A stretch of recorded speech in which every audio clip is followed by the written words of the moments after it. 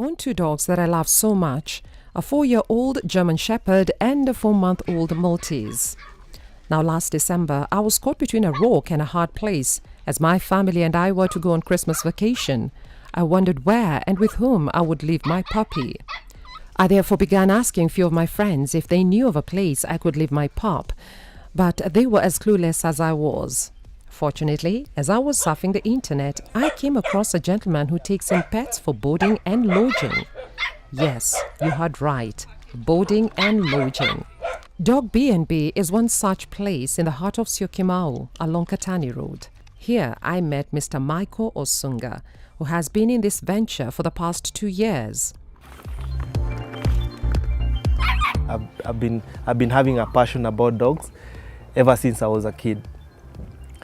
But growing up, I didn't have that opportunity to have dogs of my own. So we grew up in a modest family, and at that particular point in time, my parents wouldn't let us to have dogs. I have several breeds. I have 3 Jack Russell Terriers, so 2 are short-legged, Ranger and Whoopi, and 1 is long-legged Jack Russell Terrier.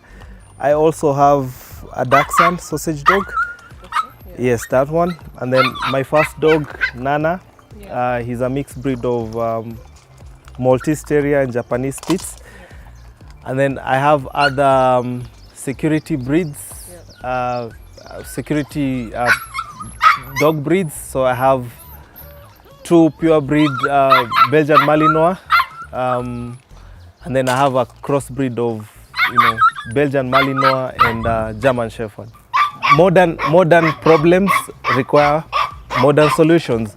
So whenever I would go to, let's say, a country, many a times I would ask myself, whom will I leave my dogs with?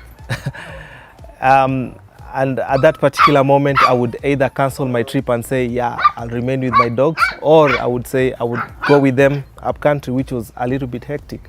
So I said, okay, I'm not the only one who is experiencing this challenge. Then I said, okay, let me start a dog boarding facility where I can help other people who are experiencing the same challenge. If you bring in your dog, first of all, I'll ensure that all my dogs are inside their kennels. Then I'll study your dog, and just from the observation, I will try to ascertain whether your dog is dominant, and also try to measure its temperament, and then based on that, I'll be able to know how to assimilate it with other dogs.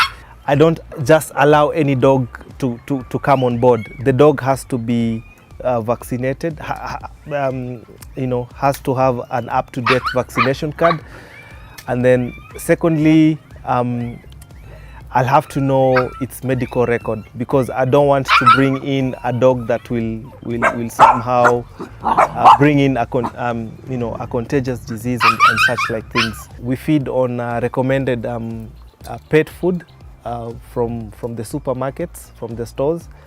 So I would advocate for Bravo Foods, for dog pellets, because they contain the necessary ingredient for the dog.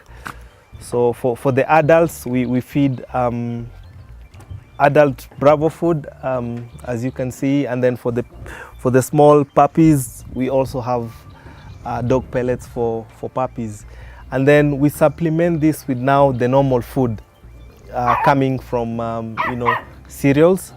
So on a daily routine, we feed our dogs thrice at between 6 a.m. to 7 a.m.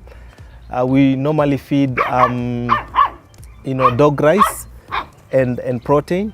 So protein food, we either get them from the butchery or from the Kenya Meat Commission, or from Kenchik. We usually get some chicken. So I have a dedicated person who is employed for this. So early in the morning, I will ensure that the kennels are cleaned with jik, And then the compound, as you can see, every time the dogs will like to poop on the grass, so we ensure that that poop is picked up at frequent intervals. And then on the dogs themselves, you can see their coats are shiny, so we clean them twice a week with pet shampoo. So they usually sleep between 9 p.m. and 5:30 a.m. So by 5:30 a.m., Rashid, our guy, usually comes here, locks the big dogs and opens for the small dogs.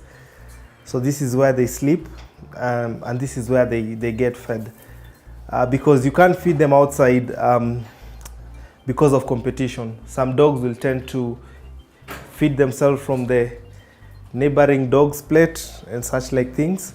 So this is where we feed them. And as you can see, we've tried as much as possible to make the kennels as cozy as possible. So we have bed sheets, so we spread them on the floor, and at the same time we have pillows on the floor. And in this hallway we usually put some carpet and some duvet. I usually don't like to use the word selling a dog. It's somehow rehoming, because getting a dog is like you're getting a new baby in your house. So the prices do vary. So for instance, for such Dachshund sausage dogs, they would range between 40,000 to 500 500 USD, 50,000 Kenya shillings. And then these other mixed breeds, yeah, they would range from 15,000 to 20,000. Usually for dog breeders, we don't like to put price tags on dogs, because you adopting a dog is like getting a baby, and for sure babies are not bought. Yeah, they are adopted. So it's just an adoption, it's just a price tag to show the commitment the owner will have on the dog. Okay. Yes. All right, so after how many months do you rehome the puppies? So we rehome the puppies after 3 months, once they are fully vaccinated with their vaccination card. So for instance, for these sausage dogs, they are 2 months old now, so they will be rehomed hopefully the beginning of February. Yeah.